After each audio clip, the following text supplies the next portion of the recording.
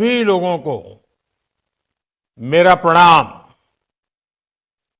उत्तराखंड के स्थापना दिवस की आप सभी को बहुत बहुत बधाई। आज से ही उत्तराखंड के रजत जयंती वर्ष का शुभारंभ हो रहा है। यानी हमारा उत्तराखंड अपने 25वें वर्ष में प्रवेश कर रहा है। हमें अब उत्तराखंड के उज्जवल भविष्य के लिए अगले 25 वर्ष की यात्रा शुरू करनी है।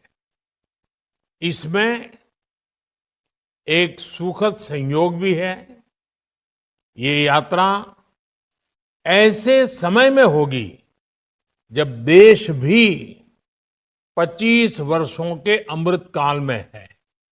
यानी विकसित भारत के लिए विकसित उत्तराखंड देश इस संकल्प को इसी कालखंड में पूरा होते देखेगा। मुझे खुशी है कि उत्तराखंड के आप लोग आने वाले 25 वर्षों के संकल्पों के साथ पूरे राज्य में अलग अलग कार्यक्रम कर रहे हैं। इन कार्यक्रमों के जरिए उत्तराखंड के गौरव का प्रसार भी होगा और विकसित उत्तराखंड के लक्ष्य की भी हर प्रदेशवासी तक बात पहुंचेगी। मैं आप सभी को इस महत्वपूर्ण अवसर पर और ये महत्वपूर्ण संकल्प के लिए अपनी शुभकामनाएं देता हूं।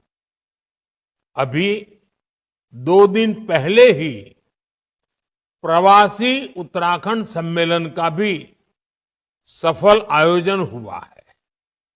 मुझे विश्वास है हमारे प्रवासी उत्तराखंड वासी राज्य की विकास यात्रा में ऐसे ही बड़ी भूमिका निभाते रहेंगे।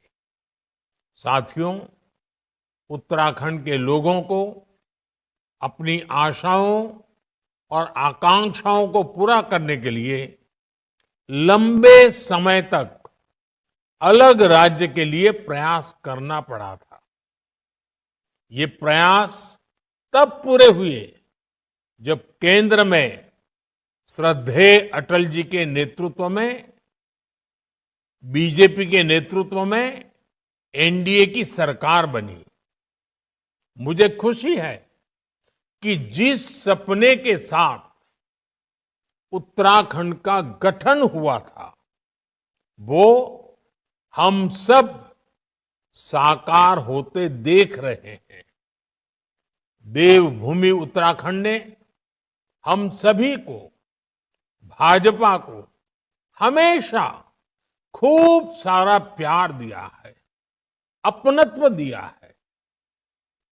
भाजपा भी देवभूमि की सेवा की भावना से उत्तराखंड के विकास में कोई कोर कसर बाकी नहीं छोड़ रही है। साथियों, कुछ दिन पहले ही केदारनाथ मंदिर के कपाट बंद हुए हैं।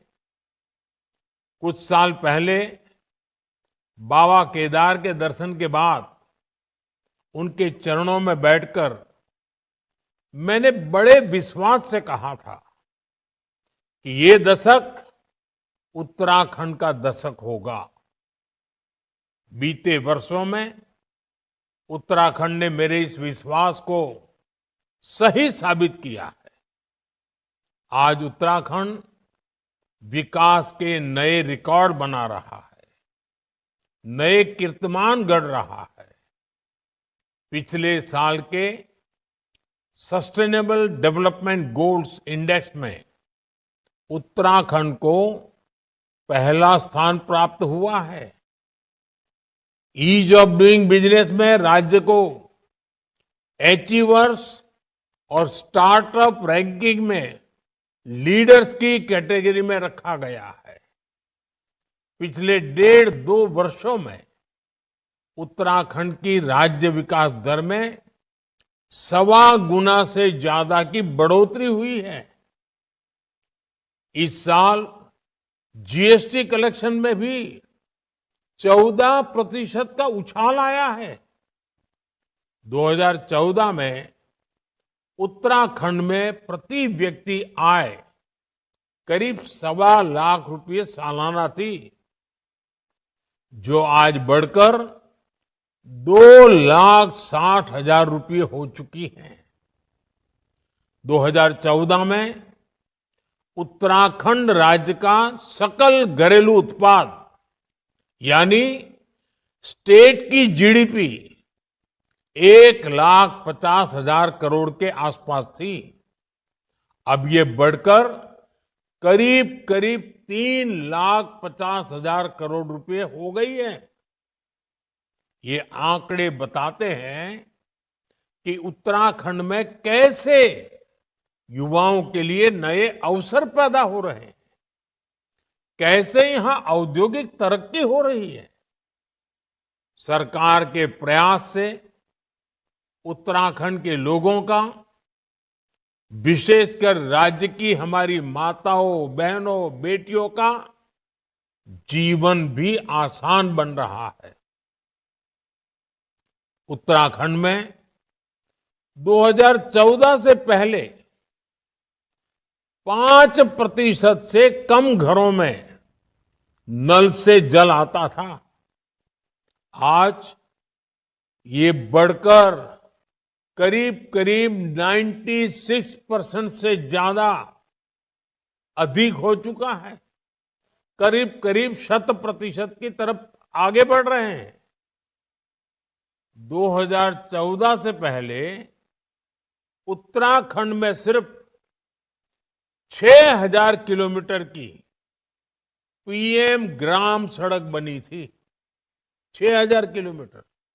आज इन सड़कों की लंबाई बढ़कर 20,000 किलोमीटर से ज्यादा हो गई है। और मुझे मालूम है पहाड़ों में सड़कें बनाना कितना बड़ा कठिन काम होता है और कितनी बड़ी जरूरत होती है। उत्तराखंड में लाखों शौचालयों का निर्माण करके, हर घर बिजली पहुंचाकर, उज्ज्वला योजना के तहत लाखों गैस कनेक्शन देकर, आयुष्मान योजना के तहत मुफ्त इलाज की सुविधा देकर हमारी सरकार हर वर्ग, हर आयु के लोगों की साथी बनकर काम कर रही है।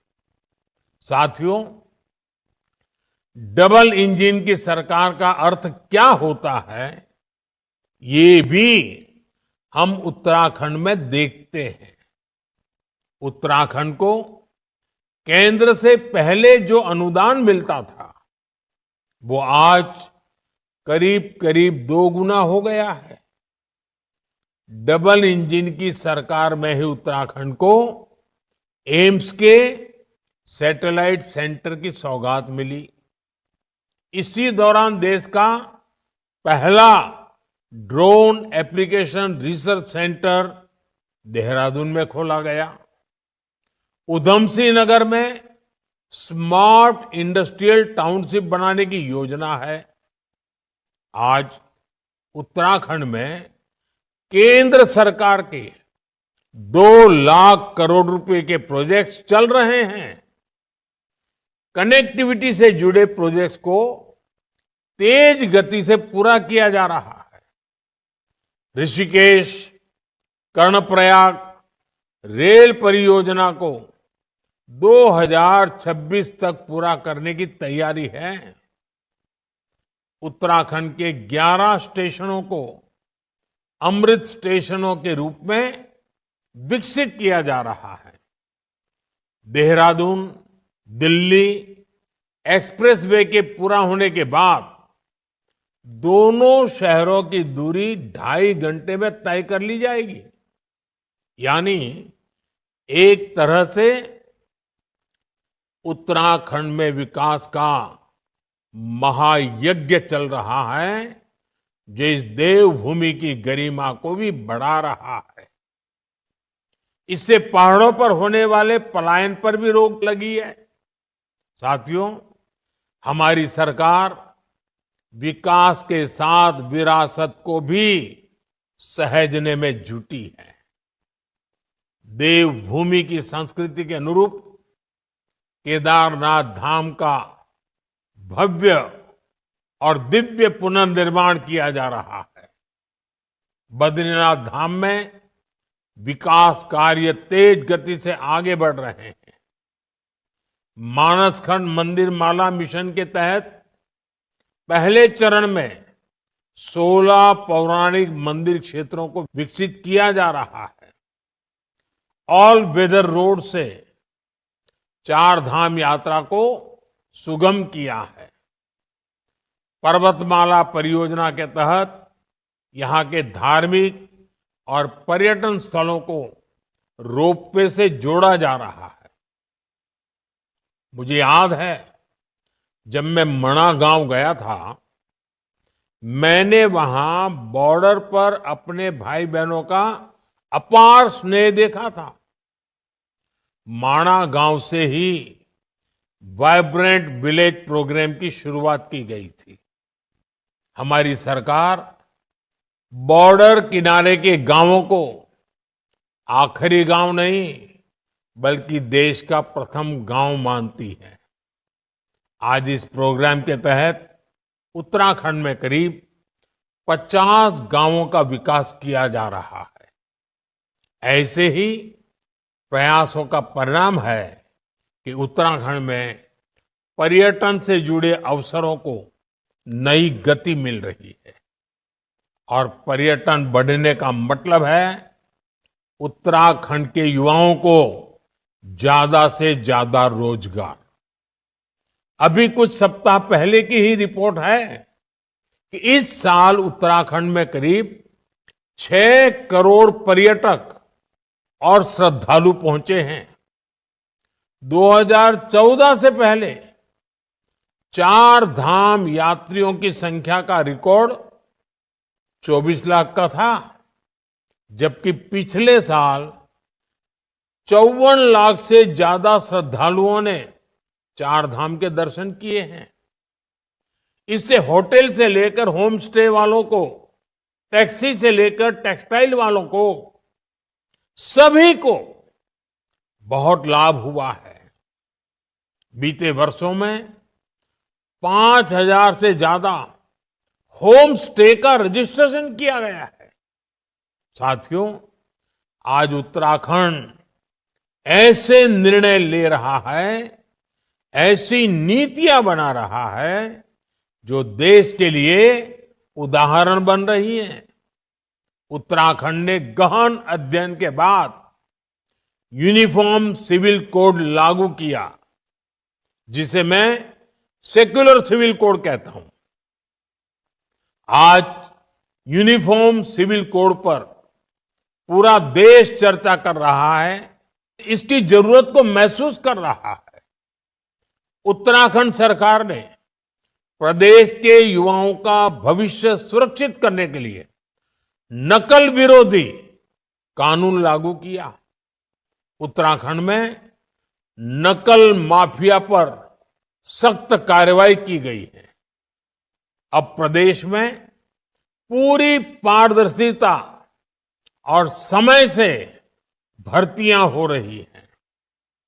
ऐसे कितने ही कार्य हैं जिनमें उत्तराखंड की सफलता दूसरे राज्यों के लिए उदाहरण बन रही है। साथियों, आज 9 नवंबर है। 9 का अंक बहुत ही शुभ माना जाता है, शक्ति का प्रतीक होता है। आज मैं आपसे और उत्तराखंड आने वाले यात्रियों, श्रद्धालुओं से 9 आग्रह करना चाहता हूं। 5 आग्रह उत्तराखंड के लोगों से और 4 आग्रह यात्रियों, श्रद्धालुओं से। साथियों, आपकी बोलियां काफी समृद्ध है। गढ़वाली, कुमाऊनी, जौनसारी ऐसी बोलियों का संरक्षण बहुत जरूरी है। मेरा पहला आग्रह है कि उत्तराखंड के लोग अपनी आने वाली पीढ़ियों को जरूर ये बोलियां सिखाएं। ये बोलियां उत्तराखंड की पहचान को मजबूत बनाने के लिए भी जरूरी है। देवभूमि के लोग प्रकृति और पर्यावरण के कितने बड़े प्रेमी होती है, ये पूरा देश जानता है। उत्तराखंड तो गौरा देवी की भूमि है और यहां हर महिला मां नंदा का रूप है। बहुत आवश्यक है कि हम प्रकृति की रक्षा करें। इसलिए मेरा दूसरा आग्रह है, एक पेड़ मां के नाम। हर किसी ने इस आंदोलन को आगे बढ़ाना है। आजकल आप देख रहे हैं, देश भर में ये अभियान तेज गति से चल रहा है। उत्तराखंड भी इस दिशा में जितनी तेजी से काम करेगा, उतना ही हम क्लाइमेट चेंज की चुनौती से लड़ पाएंगे। उत्तराखंड में तो नौलों धारों की पूजा की परंपरा है। आप सभी नदी नौलों का संरक्षण करें। पानी की स्वच्छता को बढ़ाने वाले अभियानों को गति दें। ये मेरा आपसे तीसरा आग्रह है। मेरा चौथा आग्रह है, अपनी जड़ों से जुड़े रहें। अपने गांव लगातार जाएं और रिटायरमेंट के बाद तो जरूर अपने गांवों में जाएं। वहां से संबंध मजबूत रखें। उत्तराखंड के लोगों से मेरा पांचवा आग्रह है, अपने गांव के पुराने घरों, जिन्हें आप तीवरी वाले घर कहते हैं, उन्हें भी बचाएं। इन घरों को भूले नहीं। इन्हें आप होम स्टे बनाकर अपनी आय बढ़ाने का साधन बना सकते हैं। साथियों, उत्तराखंड आने वाले पर्यटकों की संख्या हर साल बढ़ रही है और देश के कोने कोने से आते हैं, विदेशों से आते हैं। मैं आज सभी पर्यटकों से भी 4 आग्रह करूंगा। पहला आग्रह है, जब भी आप हिमालय की गोद में पहाड़ों पर घूमने जाएं, स्वच्छता को सर्वोपरि रखें। इस प्रण के साथ जाएं कि आप सिंगल यूज प्लास्टिक का इस्तेमाल नहीं करेंगे। दूसरा आग्रह है, वोकल फॉर लोकल के मंत्र को वहां भी याद रखें। आपकी यात्रा का जो खर्च होता है, उसमें से कम 5% स्थानीय लोगों के द्वारा उत्पादित किए गए प्रोडक्ट खरीदने में खर्च करें। तीसरा आग्रह है, पहाड़ पर जाएं तो वहां के ट्रैफिक नियमों का जरूर ध्यान रखें। सावधान रहें। हर किसी का जीवन अमूल्य है। मेरा चौथा आग्रह है, धार्मिक स्थलों के रीति रिवाजों, वहां के नियम कायदों के बारे में यात्रा से पहले जरूर पता कर ले। वहां की मर्यादा का जरूर ध्यान रखें। इसमें आपको उत्तराखंड के लोगों से बहुत मदद मिल सकती है। उत्तराखंड के लोगों से 5 और उत्तराखंड आने वाले लोगों से मेरे 4 आग्रह देवभूमि के विकास में देवभूमि की पहचान को मजबूत करने में बड़ी भूमिका निभाएंगे। साथियों, हमें उत्तराखंड को प्रगति के पथ पर तेज रफ्तार से आगे बढ़ाना है। मुझे विश्वास है हमारा उत्तराखंड राष्ट्र के संकल्पों को पूरा करने में इसी तरह महत्वपूर्ण योगदान देता रहेगा। मैं एक बार फिर उत्तराखंड स्थापना रजत जयंती वर्ष की आप सबको बहुत बहुत शुभकामनाएं देता हूं। बाबा केदार आप सभी के जीवन को मंगलमय बनाए। बहुत बहुत धन्यवाद।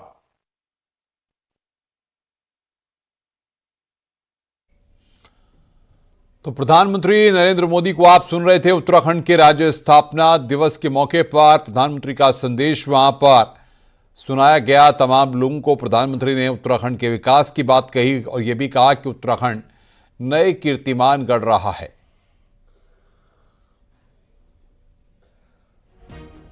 तो ये आप तमाम नेताओं को यहां पर देख रहे हैं उत्तराखंड के स्थापना दिवस के मौके पर करने का कष्ट करेंगे। और अब अग्रिम क्रम पर श्री हेमंत पांडे। और हेमंत पांडे को यहां पर सम्मानित किया जा रहा है। वो तस्वीर अभी हम आपको दिखाएंगे। प्रसिद्ध अभिनेता हैं जो कि भूमिकाओं के लिए विशेष रूप से जाने जाते हैं। आपने कई फिल्मों और धारावाहिकों में अभिनय किया है, जिसमें 150 से ज्यादा फिल्मों में आपने अभिनय किया। क्रिश रेड्डी, जहना है टेलीविजन में